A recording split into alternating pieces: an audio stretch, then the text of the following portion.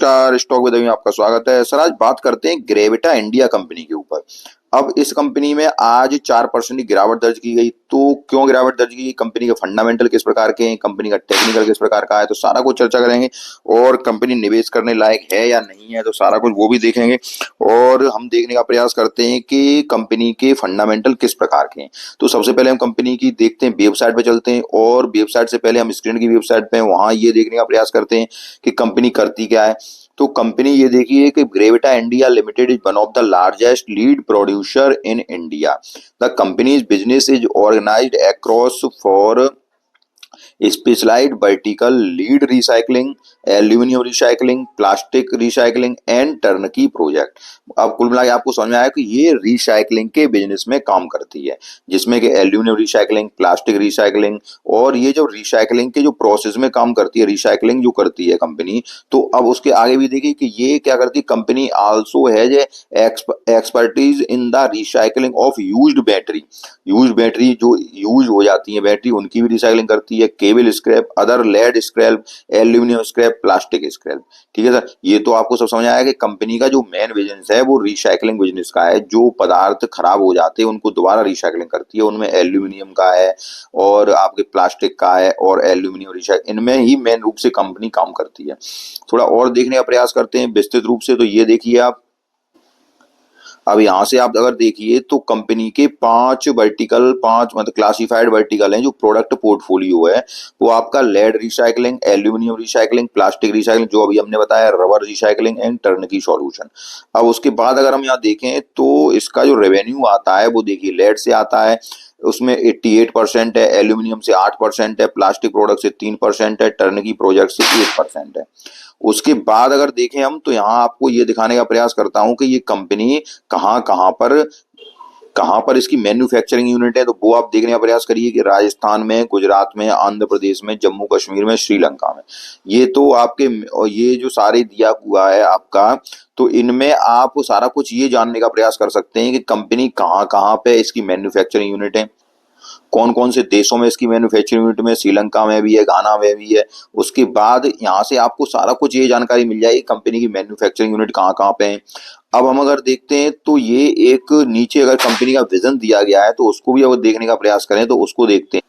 यहाँ पे future plan दिया गया है कंपनी का कि by February 28 company innovations 50 plus contribution from value added product and 30 plus non lead business revenue.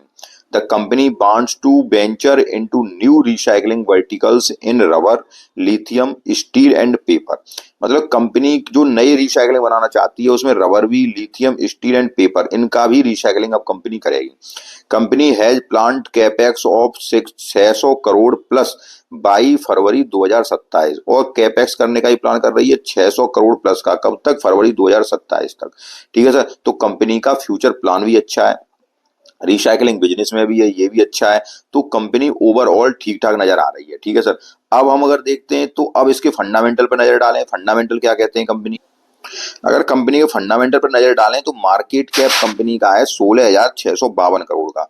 मतलब एक 16,000 की कंपनी, एक स्मॉल कैप कंपनी है। करेंट प्राइस का चल रहा है 2400 रुपए का चल रहा है। हाई किसका है, कितने का? 2700 रुपए का है। स्टॉक का पी रेशियो 62 का है।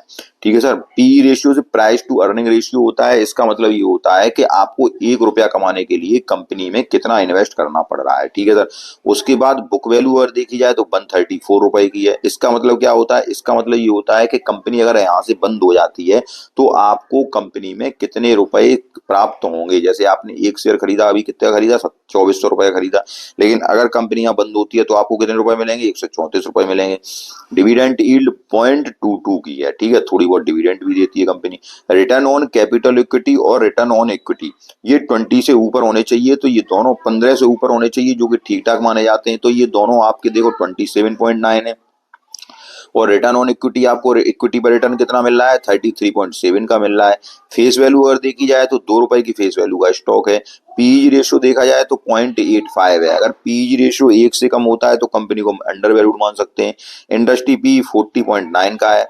ठीक है सर, ओवरऑल ठीक ठाक है कंपनी। डिविडेंड 0.22 का देती है। डेब्ट टू इक्विटी 0.60 है। डेब्ट टू इक्विटी का मतलब हो गया कि अगर आप 1 रुपए की इक्विटी का अगर लेते हैं तो उस पर कितना कर्जा ले रहे हैं आप, तो 0.60 का है। ठीक है, ईपीएस कितना है, ईपीएस अर्निंग पर शेयर 38.9 का है। पेट्रोस की स्कोर 5 का है, तो ये थोड़ा कम है, इसको थोड़ा और ऊपर हो जाए कंपनी जब रिजल्ट ठीक ठाक पेश करेगी तो ये और ऊपर निकलेगा। पेट्रोस की स्कोर 7 से अगर 9 के बीच हो जाता है तो बहुत ही डिसेंट माना जाएगा।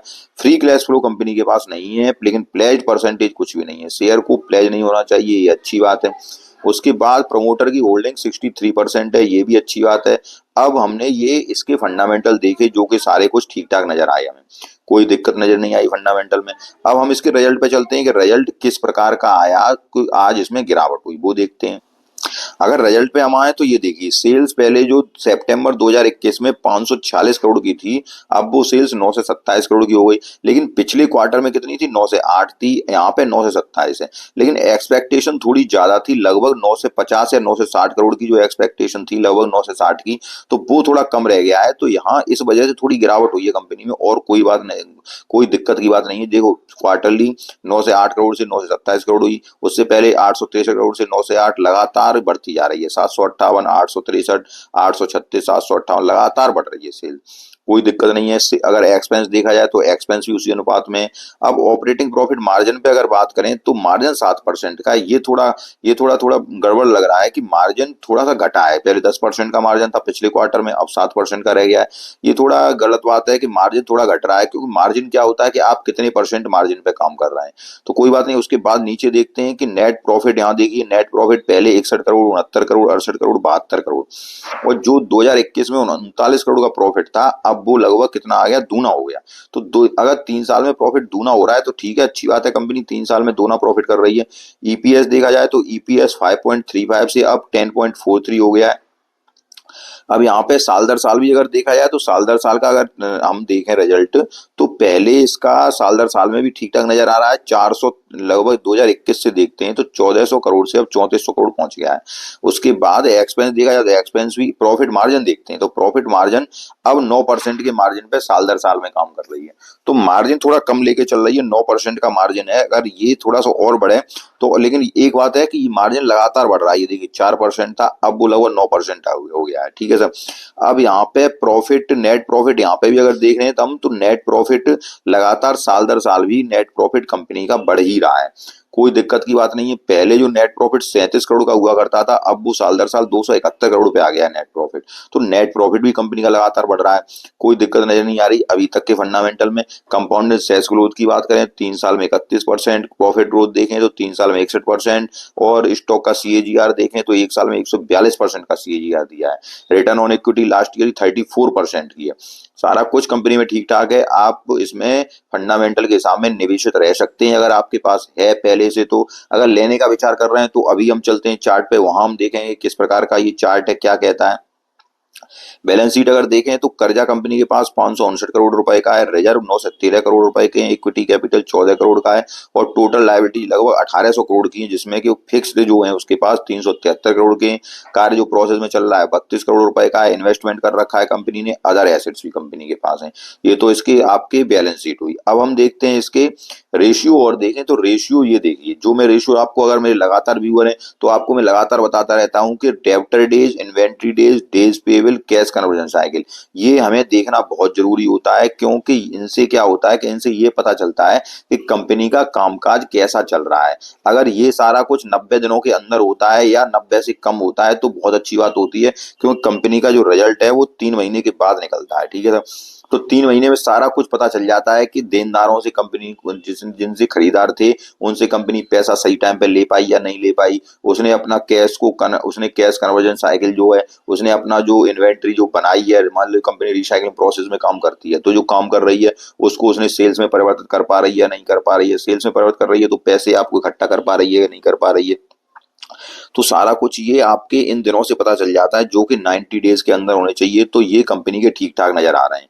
ये देखिए आप 31 दिन, 18 दिन, 31 दिन, 95 दिन, 96 दिन, 14 दिन, 10 दिन और 99 दिन, 170 दिन, ये लगातार कंपनी के ठीक ठाक है। इसलिए कह सकते हैं कंपनी का कामकाज बहुत ही अच्छा है, कोई दिक्कत की बात नहीं है। रिटर्न ऑन कैपिटल इक्विटी 15 से ऊपर होने चाहिए, तो 28 का मेंटेन कर रही है, 32 का, 31 का, 21 का।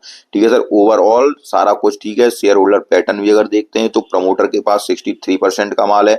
उसके बाद एफआईआई ने अपनी होल्डिंग बढ़ाई है सितंबर के क्वार्टर में, डीआईआई ने अपनी होल्डिंग बनाई है सितंबर क्वार्टर में, और पब्लिक ने होल्डिंग कम की है। सर पब्लिक की तो मैं आपको एक बात बताता हूं कि जहां स्टॉक उनको महंगा लगता है, मान लो 2400 रुपए का स्टॉक लग रहा है, अभी कोई स्टॉक अगर आपको उन पब्लिक को पेनी स्टॉक बता दीजिए तो भरभर के बाइंग करेंगे, भरभर के बाइंग करेंगे। लेकिन अच्छा स्टॉक थोड़ा सा प्राइस महंगा होता है, पता नहीं क्या सोचते हैं। आपको इन्वेस्ट तो सर उतना ही करना है। मैं कई बार अपने वीडियो में बता चुका हूं कि आपको जैसे 1 लाख रुपए इन्वेस्ट करने हैं, तो चाहे आप 5,000 रुपए के 10 स्टॉक ले लीजिए, 20 स्टॉक ले लीजिए तो 1 लाख हो जाएंगे, या आप 1 लाख रुपए के आप कोई भी पेनी शेयर ले लीजिए 10 रुपए का, उसके हजारों शेयर ले लीजिए। लेकिन बात तो एक ही है, आपको जो इन्वेस्ट करना है वो 1 लाख रुपए इन्वेस्ट करना है, तो आपको रिटर्न मिलेगा उन्हीं 1 लाख रुपए पे मिलेगा। तो अब यहाँ पे पब्लिक की होल्डिंग कम हुई है, लेकिन और लोगों ने अपनी होल्डिंग बढ़ाई है। स्टॉक अच्छा है। अब हम इसके चार्ट पे चलते हैं कि अगर अब आपको लेना है तो कौन सी प्राइस पे लेना है, तो वो हम बात करते हैं। अब देखिए, स्टॉक ने हाई कितने का लगाया था, लगभग लगाया था ये 2700 रुपए का। ठीक है, उसके बाद आज ये कितने पे चल रहा है, 2412 पे चल रहा है। बहुत बेहतरीन प्राइस पे चल रहा है स्टॉक। 2200 रुपए से ज्यादा नीचे आने की संभावना बहुत कम है। अगर आपको ये 2200 रुपए के आसपास मिल जाए, क्योंकि मार्केट गिरावट के दौर में चल रहा है, अगर आपको 2200 रुपए के आसपास मिल जाए तो आप स्टॉक में ऐड करिए। अभी आपको 2400 रुपए के आसपास मिल रहा है तो वहां थोड़ा ऐड करिए, फिर थोड़ा नीचे करिए, और 2200 रुपए के आसपास स्टॉक मिलता है तो फिर ऐड करिए। 2200 रुपए से नीचे अगर फिर स्टॉक जाएगा तो बहुत ज्यादा मुझे गुंजाइश नहीं लग रही है, लेकिन नीचे अगर जाएगा तो 2000 की रेंज में लगभग जाएगा, जो कि रेंज आपको 1900 की निकल के आ रही है। इससे नीचे जाने की संभावना स्टॉक में मुझे नजर नहीं आ रही है। ठीक है सर, लेकिन आपको क्या करना है, आपको इन्वेस्ट करना है। अगर आपको फिर अगर बाई चांस नीचे मिल जाता है तो फिर आप ऐड करिए, कोई दिक्कत की बात नहीं है। स्टॉक में अभी कंसोलिडेट जोन जोन में जो चल रहा है, तो वो इसका लो आपको 2225 है। ठीक है सर, इस रेंज में ही चलेगा स्टॉक 2200 से, और ये जो रेंज आई लगभग 2500-2600 रुपए की रेंज आई, इस रेंज में चलेगा। और जब आप स्टॉक इसको तोड़ेगा, जो रेंज है आपकी 2500 रुपए की, 2582 रुपए की, इसको अगर तोड़ेगा तो स्टॉक फिर आपको यहाँ से फिर आपको 3000 और 4000 की प्राइस पे जाता हुआ दिखाई देगा। अच्छा स्टॉक है, फंडामेंटली अच्छा स्टॉक है, आपको 4000 के पास ये स्टॉक बहुत जल्दी जाता हुआ दिखाई देगा।